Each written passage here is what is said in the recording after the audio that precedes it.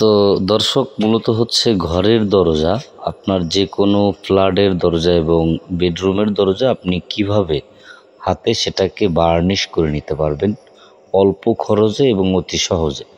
তো ভিডিওটি কেউ টানা হেঁচড়া করবেন না, শেষ মুহূর্ত পর্যন্ত দেখবেন। আশা করব যে এখান থেকে ভালো কিছু শিখতে পারবেন। তো চলুন শুরু করি, একদম শুরু থেকে শেষ পর্যন্ত আপনাদেরকে দেখাবো। তো দর্শক, ফার্স্টে আপনি স্ক্রিনের দিকে লক্ষ্য করে দেখুন, আমরা যেই ডোর যেটাকে দরজা বলে, সেটা আপনার ফ্ল্যাটের হোক কিংবা আপনার বেডরুমের হোক, সেটা যখন আপনি নতুন ফ্ল্যাটে দরজাটি ব্যবহার করার আগে, ঝোলানোর আগে আপনার কি করণীয় সেটা আপনাদেরকে আমি আজকে একদম সহজে হাতে কলমে লাইভে দেখাচ্ছি। ফার্স্টে আপনি কি করবেন, দরজা ঝোলানোর আগে মিনিমাম এটাকে হাফ পালিশ করে নিতে হবে। এতে করে আপনার ফিনিশিংটা ভালো হবে। কিভাবে হবে সেটা বলি। তো অনেকেই বলেন যে ভাই শুধু কথা কেন বলেন, আমরা কিন্তু প্রত্যেকটি কথা কাজের বিষয় বলি, এখানে অন্য কোনো কথা কখনোই বলি না। তো দেখুন আপনি স্ক্রিনের দিকে ভালোভাবে, এই যে দরজাটি আমরা এখন ডলা ঘষা ফার্স্টে কিন্তু নিচে রেখে ডলা দিয়েছি। তো দর্শক, মূল কথা হচ্ছে যখন আপনি এই দরজাটা ডলা ঘষা ফিনিশিং করে নেবেন, ঝোলানোর আগে ততটা ভালো ফিনিশিং করতে পারবেন। আর যদি আপনি ঝোলানোর পরে এটাকে ডলা ঘষা করতে চান, সেটা কিন্তু ভালো হবে না এবং আপনি জোরপূর্বক ভালোভাবে ফিনিশিংও করতে পারবেন না। তো দর্শক, আমরা প্রথমত ডোলে ঘষে নিয়েছি, এখন আমরা ধুলো ময়লাগুলো পরিষ্কার করব। তো একটা ন্যাকড়া নেবেন, সেটা দিয়ে আমরা যেভাবে করি সেম একইভাবে করার চেষ্টা করবেন। তো বিশেষ করে যদি আপনি কোনো দোকানে অর্ডার করেন, তো তাদেরকে বলবেন যে মিনিমাম আপনি হাফ পালিশ করার পরে তারপরে আপনি আমাদের দরজাটা ঝুলাবেন, ঠিক আছে? এটা বিশেষ করে যারা আমাদের অডিয়েন্স তাদেরকে বলবেন। তো এর পরবর্তীতে হচ্ছে প্রথম কাজ, সেটা হচ্ছে প্রথম আমাদেরকে আস্তরটি তৈরি করে নিতে হবে। প্রথম আমরা গালা নিলাম, তো এবং সঙ্গে কিছুটা স্পিরিট মিলাবো। তো দর্শক, একটুখানি পাতলা করে নেওয়ার চেষ্টা করবেন, এতে করে পরবর্তীতে ঘষতে সুবিধা হবে। তো ফার্স্টে যে মেডিসিনটা মিলালাম এটা হচ্ছে ফ্রেশ পাউডার। তো দর্শক, এটা দেওয়ার উদ্দেশ্য হচ্ছে আপনার ন্যাচারাল হবে এবং তেলে হবে। কেমন? তো এভাবে আপনি পরিমাণ অনুযায়ী প্রায় 1.5 থেকে 200 গ্রাম আমরা ব্যবহার করেছি এবং আঙ্গুলের মাথা কিছুটা সিঁদুর মিলাছি। এবং এখন যেটা নিলাম সেটা হচ্ছে চায়না পিউরি। তো দর্শক, পিউরিটা আপনি চাইলে যে কোনো হার্ডওয়্যারের দোকানে গেলেই পেয়ে যাবেন, ঠিক আছে? তো তার পরবর্তীতে হালকা একটুখানি হলুদ মাটি রং নিলাম, যেহেতু আমরা মেহগনি কাঠে করব।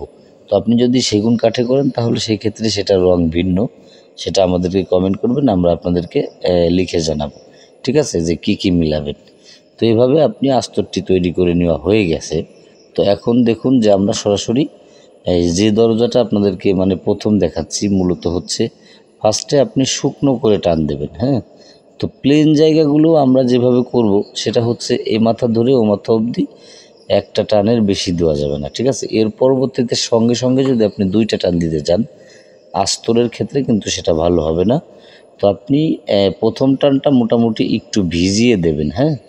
এই যে দেখুন প্লেন জায়গাগুলোতে কিন্তু, তবে অতিরিক্ত ভিজিয়ে দেবেন না যাতে বেয়ে পড়ে। তো তার পরবর্তীতে হচ্ছে যে যে ডিজাইনগুলো থাকবে সেই ডিজাইনগুলো হাত দিয়ে যে মার্কিন কাপড়ের যে তুলিটা, এই তুলি দিয়ে আপনি শুকনো শুকনো করে ডিজাইনের যে জমিনগুলো রয়েছে এই জমিনগুলো আপনি আস্তে আস্তে করে টান দেবেন, যেভাবে আমরা দিচ্ছি। তো আমরা হচ্ছে প্রথম কোট শুকনো করে ডলে ডলে ব্যবহার করব, যাতে করে প্রতিটা জমিনের কোনাকানি আস্তরটি ভালোভাবে পৌঁছে যায়। এই বিষয়টা খেয়াল রেখে আমরা কাজ করব, ঠিক আছে? তো অনেকেই আছেন যারা ভুলভাল কমেন্ট করেন, আগে কাজগুলো ভালোভাবে দেখবেন, পরবর্তীতে আপনি আমাদেরকে কমেন্ট করবেন, ঠিক আছে? তো যাই হোক, আমরা সরাসরি এই ডিজাইনটা শুকনো করে টান দেব এবং প্রত্যেকটি ডিজাইনের জমিন রয়েছে যে জায়গাগুলো, এই জায়গাগুলো বিশেষ করে চিপে চিপে পোজ দিতে হবে, ঠিক আছে? একটা বিষয় আপনি মনে রাখবেন যে যাতে করে বেয়ে না পড়ে। যদি আপনার বেয়ে পড়ে সেক্ষেত্রে কিন্তু জায়গাটা দাগ হয়ে যাবে, ঠিক আছে? এই যে দেখুন, এভাবে আপনি দেবেন। তো আর একটা বিষয় মনে রাখবেন যে প্রথম কোট যদি আপনি ফুলফিল ভালোভাবে শুকনো করে চিপে চিপে ব্যবহার করতে পারেন, তাহলে দ্বিতীয় কোট আমরা কিন্তু সঙ্গে সঙ্গে 2 কোট দেব। বিশেষ করে আস্তরের সময় যদি আপনি প্রথম কোটটা এভাবে দিতে পারেন, তাহলে আপনার বার্নিশের ক্ষেত্রে সুবিধা হবে। কেমন সুবিধা হবে সেটাও বলে দেব। তো আগে আপনি কাজগুলো দেখুন যে আমরা কিভাবে করি। তো যদি চান তাহলে আমাদের মতো করে আপনিও করতে পারেন, ঠিক আছে? তো এর পরবর্তী পোজ যেটা আমরা দেব সেটা কিন্তু সম্পূর্ণই আলাদা। সেটা হচ্ছে তুলির মাধ্যমে প্রতিটা ডিজাইনে আমরা এই যে কোনাকানি রয়েছে, যে চিপাগুলো রয়েছে, হ্যাঁ, এই চিপাগুলো আস্তরটি পৌঁছে দেব। তো এভাবে আপনি তুলির মাধ্যম দিয়ে প্রত্যেকটি কোনাকানিতেও আস্তরটি ভালোভাবে, বার্নিশের যে আস্তর এটা ভালোভাবে পৌঁছে দেবেন, ঠিক আছে? তবে দেখবেন, একটা বিষয় খেয়াল রাখবেন যে যখনই আপনি অতিরিক্ত ভিজিয়ে দেবেন তখন কিন্তু বেয়ে পড়বে। আর যদি একবার বেয়ে পড়ে যায়, সেটা যদি আপনি সঙ্গে সঙ্গে না মেলান, তাহলে ওই জায়গাটা কিন্তু আপনি বার্নিশে পরবর্তীতে মিলাতে পারবেন না।